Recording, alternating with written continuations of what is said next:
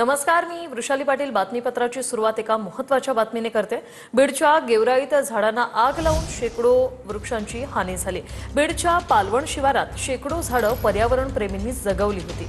कधीकाळी ओसाड असलेल्या या जमिनीवर अभिनेते आणि वृक्षप्रेमी सयाजी शिंदे यांनी लोकसहकार्यातून शेकडो झाडं जगवली। त्याच ठिकाणी असंख्य झाडं आगीच्या भक्षस्थानी पडली।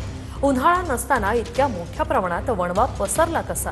झाडांना अपघाताने आग लागली की मग झाडं पेटवण्यामागे घातपात आहे हे अद्याप स्पष्ट झालं नाही।